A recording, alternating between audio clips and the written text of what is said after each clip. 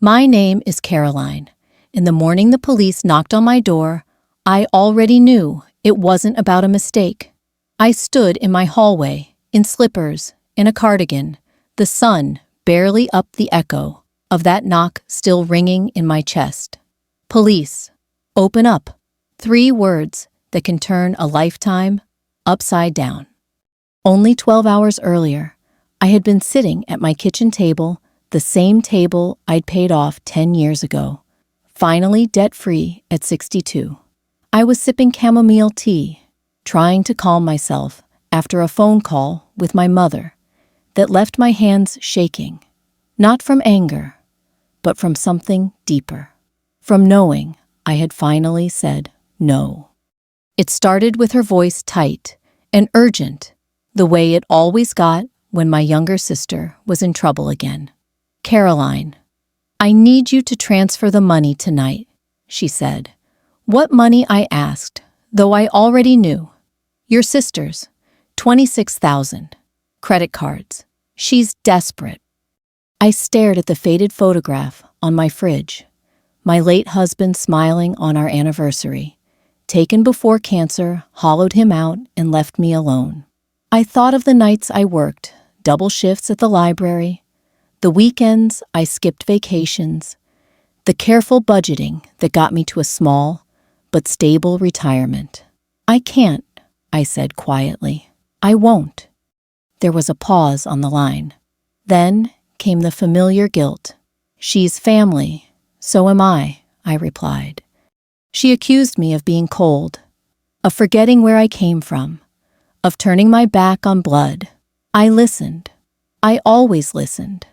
But this time, when she finished, I didn't argue.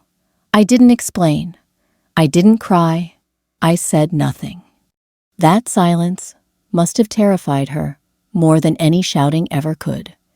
I went to bed early, uneasy my mind, replaying decades of being the responsible one, the older sister, the one who paid for braces, bailed out emergencies, and co-signed loans she never benefited from. I told myself I had done the right thing. Still, sleep came in fits. So when the knock came at 6:12 a.m., it felt like the universe answering back. I opened the door to 2 officers, polite but serious. They asked my name, confirmed my address, and said they were following up on a report involving my bank account. "May we come in, ma'am?" I nodded, my heart pounding, and led them into my living room. The couch still had the indentation from where my husband used to sit. I noticed that detail oddly, as if my mind needed something solid to hold on to. They asked routine questions. Had I authorized any large withdrawals overnight? Had I noticed suspicious activity I haven't checked? I said truthfully. After they left, assuring me they'd be in touch, I went straight to my laptop. My hands trembled as I logged into my bank account. The page loaded slowly, cruelly. Balance €0. I stared at the screen, waiting for it to change, for it to correct itself. It didn't. Every dollar I had saved gone. I didn't scream. I didn't cry. I felt hollow, like something had been scooped out of me and replaced with cold air. I knew immediately how it happened. Years ago, after my husband died, my mother insisted I add her to my account just in case. "In case something happens to you," she'd said, "so I can help." I never imagined she would help herself. My phone rang. It was my sister. I let it go to voicemail. Then my mother. Then my sister again. Texts followed. "You forced us to do this. How could you be so selfish? Family doesn't abandon family." I sat back in my chair and closed my eyes. Memories flooded in holidays, where my sister's mistakes were excused, while my sacrifices were expected. I had been trained my whole life to clean up messes quietly, to make things easier for everyone else. But this time, something had shifted. The police knock hadn't scared me into submission. It had clarified something I'd avoided for years. Silence wasn't weakness. Silence was a line. By noon, I was on the phone with my bank then, with a legal aid office recommended by a neighbor. I spoke calmly, clearly explaining what I knew. Each conversation grounded me further. This wasn't just betrayal, it was wrong, possibly illegal. That evening, I sat back at my kitchen table, the same mug of chamomile, now cold. I looked around my home and realized something unexpected. Despite everything, despite the fear, the loss, the shock, I felt steady. I had said no. I had stayed silent, and the truth had come knocking anyway. I didn't sleep that night, not because of panic, but because my mind refused to rest. It kept walking backward through years I had neatly filed away and never questioned. By dawn, I was sitting at the kitchen table again, a legal pad in front of me, writing down everything I could remember about that bank account. I had added my mother's name after my husband died. The banker had explained joint access survivorship, all the things I barely absorbed through grief. My mother stood beside me that day, squeezing my hand, telling me she was just there to help if I ever got sick or confused. I believed her. I wanted to believe her. By mid-morning, the bank called back. The representative spoke slowly, carefully, the way people do when they know they're delivering something heavy. All the funds were withdrawn electronically at 11:47 p.m., she said. The access came from an authorized user. Was there any attempt to contact me? I asked. There was no requirement since the account permissions allowed it. I thanked her and hung up. My tea had gone untouched. I poured it out and made coffee instead. This wasn't a day for calming herbs. The phone rang again. This time I answered. "You left us no choice," my mother said, skipping any greeting. Her voice was sharp, defensive. "Your sister was about to be sued. They were threatening her." "She threatened me," I said quietly. "You both did." "We raised you better than this," she snapped. "You've changed." I almost laughed. I hadn't changed at all. I had just stopped bending. "You took my retirement," I said. "You took everything I worked for." There was a pause, then a sigh, heavy and practiced. "You'll get it back," she said. "Once this blows over, you're being dramatic." Dramatic. The word settled into me like an old insult pulled from storage. My sister took the phone. Her voice was tearful, breathy. "You don't understand what I'm dealing with," she said. "I needed that money." "You wanted that money," I corrected. "There's a difference." She hung up. By early afternoon, 2 more officers arrived. Different faces this time. They asked if I'd discovered anything new. I told them about the joint account, about my mother, about the withdrawal. One of them nodded slowly. "Ma'am, this may fall under financial exploitation, especially given your age," he said. "We'll need documentation." I gave them everything I had. Bank statements, dates, names. I felt strange handing over pieces of my private life to strangers, but I also felt something else, relief. The truth was finally outside my chest. When they left, my house felt too quiet. I turned on the radio, then shut it off again. I needed to think without noise. I thought about my sister's first debt, the one I paid without question, the second one I co-signed, the third one I refused, which my mother covered and never spoke of again. Every time I was told I was the strong one, the sensible one, the one who didn't need help. Strength I was learning had been used against me. That evening, I drove to my friend Linda's house. She's a widow too, a retired nurse who doesn't sugarcoat anything. I told her everything. She listened without interrupting, then said, "Caroline, this isn't about money anymore." "I know," I said. "It's about control." And boundaries, she added, which you're finally setting. I stayed for dinner, barely tasting the food, but grateful not to be alone. On the drive home, I realized something unsettling. If I hadn't checked my account that morning, if the police hadn't come, how long would it have taken me to notice how many older people never do? That night, I organized my paperwork and placed it neatly in a folder. I wasn't preparing for revenge. I was preparing for reality reminder. I didn't call my mother. I didn't text my sister. Silence again. Not passive, intentional. Before bed, I opened my laptop and searched for legal aid for seniors. I filled out a form, my fingers steady this time. I wasn't asking for punishment. I was asking for clarity. As I turned off the light, I thought about the woman I'd been at 40, at 50, always explaining, always smoothing things over. If I could speak to her now, I'd tell her, this silence can be a mirror. When you stop filling the space, people reveal who they really are. And my family had revealed more than I ever expected. The messages started before sunrise. I woke to my phone vibrating across the nightstand, lighting up the room with one accusation after another. I didn't open them right away.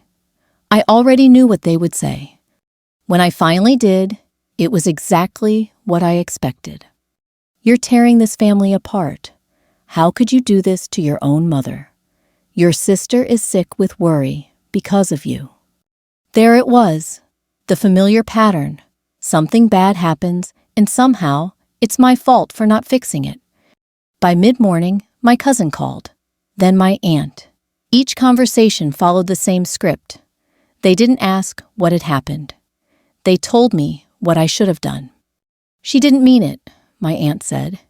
Your mother was under pressure. So was I replied, for 40 years. That silenced her. The hardest call came from my brother, the quiet one, who usually stayed out of things. I don't agree with what Mom did, he said carefully, but involving the police feels extreme. I didn't involve them, I said. They came to me. He sighed. Still, maybe you could let this go. I looked around my living room as he spoke.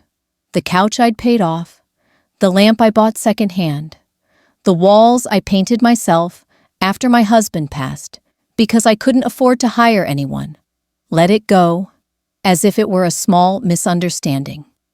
They didn't let go of my money, I said. Why should I let go of the truth? After I hung up, I sat very still. This was the moment I'd feared all my life, the moment when saying no meant standing alone. What surprised me wasn't the loneliness, it was the clarity. Around noon, I drove to the bank in person. The manager recognized me and ushered me into a small office. He explained the rules again this time, slower, more apologetic. Joint accounts are complicated, he said. Legally, either party can withdraw funds. But morally, I asked. He didn't answer that. He did, however, give me copies of everything. Timestamps, authorization records, withdrawal trails. I thanked him and left with a thick envelope under my arm. It felt heavier than paper should. That afternoon, I met with an attorney from the legal aid office. She was around my age, practical, kind, without being soft. What you're describing may qualify as financial exploitation, she said, especially considering your age and the circumstances. I felt a strange mix of relief and grief. Relief that I wasn't imagining it. Grief that I needed to hear it out loud. She explained my options. Filing a report, freezing future access, mediation, possible restitution. None of it sounded easy. None of it sounded fast. Do you want to proceed? She asked. I thought of my mother's voice, sharp and entitled, of my sister's tears that always came after the damage was done, of the family chorus telling me to be quiet, to be generous, to be understanding. Yes, I said, but not out of anger. She nodded. That's usually when people are strongest. When I got home, there was a letter taped to my door. Handwritten. My mother's handwriting. Tight. Uneven. It said I was embarrassing her. That neighbors were asking questions. That she had never expected this from me. That she was heartbroken. I read it twice, then folded it carefully and placed it in the folder with the bank statements. That evening, my sister showed up unannounced. She stood on my porch, arms crossed, eyes red. "You always think you're better than me," she said, the moment I opened the door. I didn't invite her in.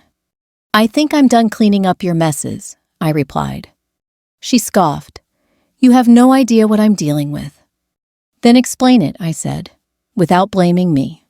She couldn't. She accused me of ruining Mom's health, of threatening the family, of choosing money over love.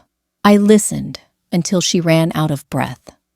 When she finally stopped, I said, "You took something that wasn't yours. That's the truth. Everything else is noise." She left angry. I closed the door gently. That night I made a list, not of grievances, but of facts, dates, decisions, patterns.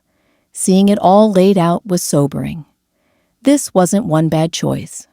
It was a lifetime of them, enabled by my silence. Only now the silence had changed. I wasn't quiet because I was afraid. I was quiet because I was done explaining myself to people who refused to listen. The attorney called me the next morning. Her voice was calm, steady, the kind of voice you want guiding you through unfamiliar territory. "We've reviewed your documents," she said. "Given the circumstances, law enforcement will likely follow up with your mother directly." I sat at the kitchen table again, the same spot where I'd spent so many years, paying bills and planning a careful future. I wasn't shaking this time. "What happens next?" I asked. "There may be an investigation," she said. "At minimum, questions, possibly restitution. And you should remove her access to any remaining accounts immediately." After we hung up, I drove back to the bank. The same manager helped me this time without excuses. Forms were signed, permissions revoked, safeguards put in place. For the first time in years, my finances felt like they belonged to me again, even if the balance didn't yet reflect that. On the way home, I passed my mother's street. I didn't slow down. I didn't turn my head. I knew she'd be waiting, rehearsing her version of events, ready to convince anyone who would listen that she was the victim. That afternoon, the police called. They asked if I'd be willing to provide a formal statement. I said yes, not because I wanted punishment, but because I wanted the truth recorded somewhere other than my own memory. The officer listened carefully as I spoke. He didn't interrupt. He didn't rush me. When I finished, he said something unexpected.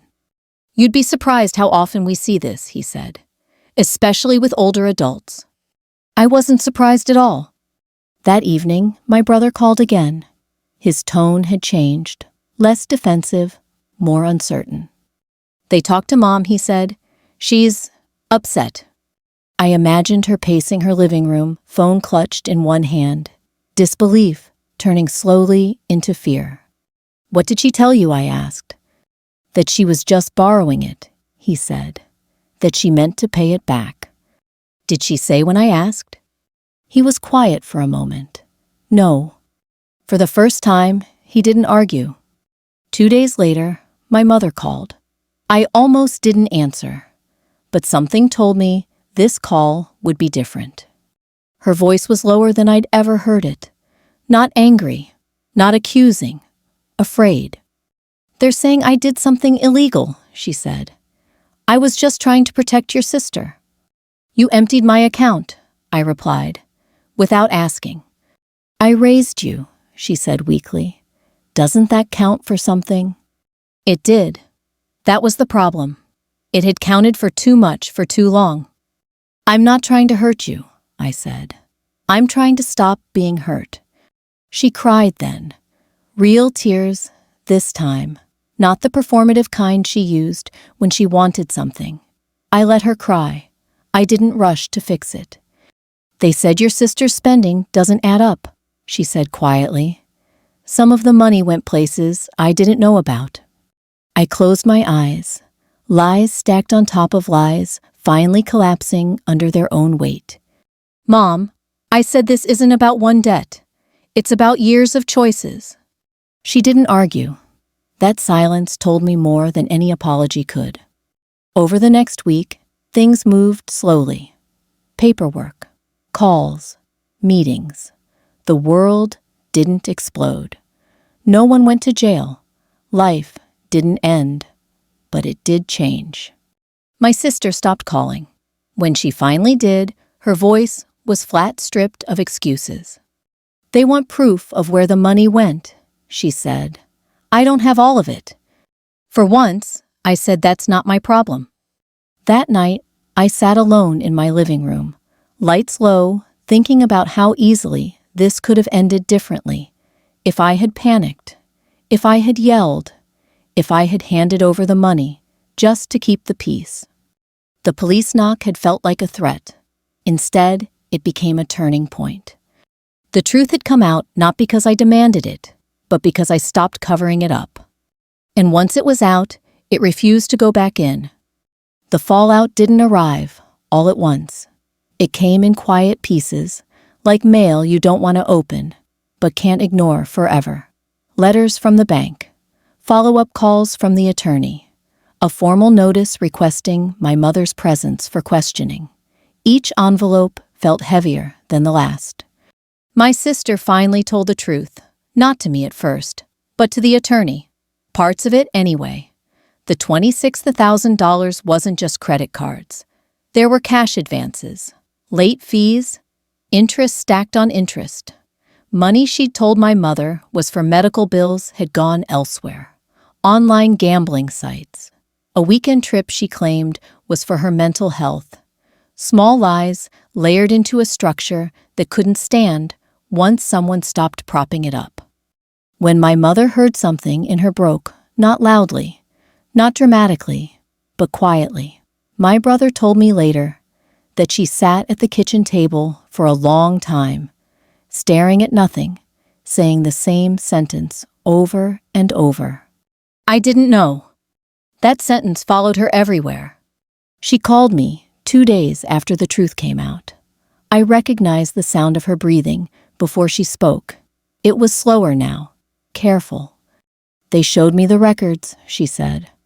I should have looked sooner. Yes, I replied. That was all. I thought if I could just get her through this one thing. Her voice cracked. I didn't think about what it would do to you. That was the first time she'd said my name in days. We met the following week at the mediation office. Neutral room, neutral walls, neutral tone.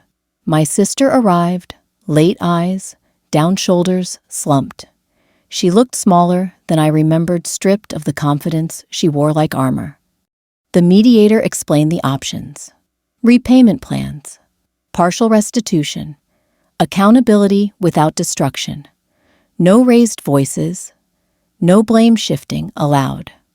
My sister tried once. If Caroline had just... The mediator stopped her. We're not here to discuss hypotheticals. For the first time in my life, someone else drew the line for me. My mother apologized then. Not the sweeping kind, not the kind that asks for immediate forgiveness. A quiet one, specific, awkward.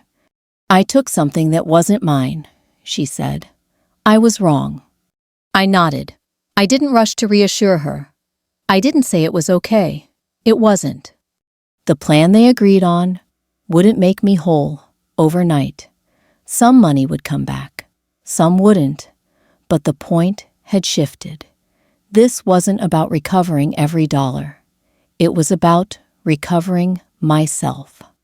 Afterward, my sister asked if we could talk alone. We stood in the parking lot, wind cutting through our coats.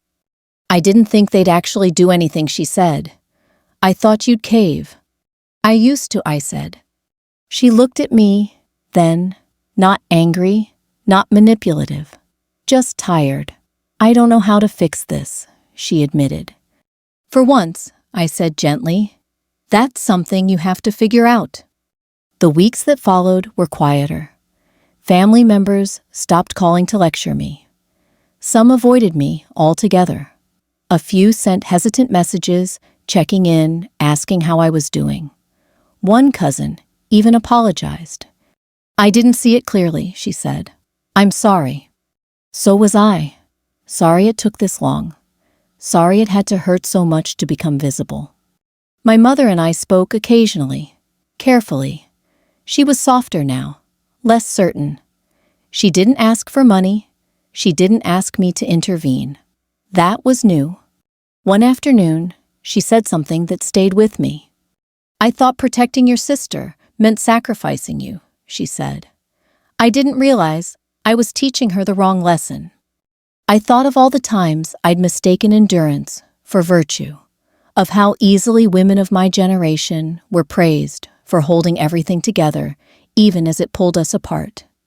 The police case closed quietly. No headlines, no handcuffs, just consequences that would take time and effort to undo. That felt right. One evening, I sat on my porch, watching the sun go down a cup of tea, warming my hands. I felt older than I had a month ago, but also lighter, as if I'd finally set down something I'd been carrying for decades, without realizing how heavy it was. Revenge had never been my goal. Justice, yes. Truth, absolutely.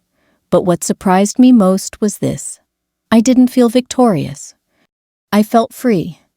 The quiet that followed felt unfamiliar. Not empty, just unoccupied. No urgent calls, no accusations, no pressure to fix what someone else had broken. For the first time in my adult life, my days belonged to me. My mother asked if we could meet again. Just the two of us. No mediator, no lawyers. I agreed, but I set the boundary clearly. Public place, limited time. We met at a small diner halfway between our houses. The kind with vinyl booths and coffee that never seems to cool. She arrived early. That alone told me how much had changed. She looked older, smaller, not fragile, but humbled. I've been thinking a lot, she said after we ordered, about how I treated you girls differently. I waited. I told myself you were stronger, she continued, that you didn't need as much, but I see now how unfair that was. I didn't interrupt. I let the words land. When your father died, she said, I was terrified of losing another child. I clung to your sister because she seemed unsteady. I assumed you'd always be fine. I wasn't, I said softly. I just learned not to show it. Her eyes filled, but she didn't cry. She nodded instead, as if something had finally aligned. I can't undo what I did, she said, but I want to understand it, and I want to change. That was new too, not regret, but responsibility. We talked for an hour about boundaries, about money, about how love gets tangled up with fear. It wasn't a warm reconciliation. It was an honest one, and that mattered more. My sister and I spoke later that week, briefly, awkwardly. She was in counseling, now court-mandated financial education, part of her agreement. She didn't apologize properly, not yet, but she didn't blame me either. That for now was enough. I don't expect things to go back to how they were, she said. Neither do I replied. And I meant it. I didn't want the old version of us. That version had cost me too much. As weeks turned into months, I rebuilt, not just financially, but internally. I adjusted my retirement plans, took a part-time position, mentoring volunteers at the library. I felt useful again, not as a rescuer, but as myself. One afternoon, Linda asked me if I felt satisfied. I feel educated, I said after thinking about it. She smiled. That's better. She was right. I had learned things no one ever taught my generation, especially women like me. That silence doesn't mean consent. That joint accounts are legal tools, not family favors. That saying no doesn't make you cruel. And that peace, kept at your expense, is not peace at all. My mother and I now speak once a week, carefully, kindly, with boundaries clearly in place. We don't talk about money unless necessary. We talk about weather, about recipes, about small things. It's not perfect, but it's real. And sometimes real is enough. Time has a way of smoothing sharp edges, not by erasing them, but by teaching you how to live with their shape. Nearly a year passed after everything settled. The paperwork was done. The repayment plan continued quietly in the background. My life, once dominated by other people's emergencies, had grown steady again. One afternoon, I found myself back at the same kitchen table where all of this began. Sunlight fell across the worn wood, and for the first time, the room felt peaceful instead of tense. I was no longer waiting for the phone to ring. My mother came by that evening. She called first now, always. She sat across from me, hands folded around her mug, and said something I never thought I'd hear. "I'm proud of you," she said. "Not for being strong, but for being honest." I didn't rush to respond. I had learned the value of pauses. "I love you," I told her, "but loving you doesn't mean losing myself." She nodded, accepting that truth, without argument. That was our reconciliation, not dramatic, not perfect, but grounded in reality. Two women older now, finally speaking as equals. My sister and I remain cautious with each other. There are no shared accounts, no unspoken expectations. When we talk, it's about ordinary things. Sometimes that's disappointing, but it's also safe. And safety, I've learned, is a form of love too. I often think back to the morning the police knocked on my door. I remember the fear, the confusion, the shame I almost felt until I realized I hadn't done anything wrong. That moment taught me something powerful. When you stop covering for others, the truth doesn't destroy you. It reveals you. For anyone listening who recognizes pieces of themselves in my story, especially those of us who grew up believing our role was to hold everything together, I want to say this gently and clearly. You are allowed to protect yourself. You are allowed to say no. And you are allowed to be silent without being erased. If there's one practical lesson I hope you take from this, let it be this: understand your finances. Joint accounts, shared access, verbal promises, they can become weapons in the wrong hands. Ask questions. Read the fine print. And never confuse love with obligation. Silence used to be my survival tool. Now it's my choice. And there's a world of difference between the two. If this story resonated with you, if it made you pause, reflect, or reconsider a boundary you've been afraid to set, then it has done its job. Stories like mine aren't about revenge. They're about dignity, about learning, even late in life, that it's never too late to choose yourself. If you found value here, I invite you to stay a while. Share this story with someone who might need it. And if you'd like to hear more stories, like mine stories, of quiet strength, hard-earned wisdom, and justice, found without shouting, consider subscribing. Because sometimes the bravest thing we can do is finally speak by choosing when not to.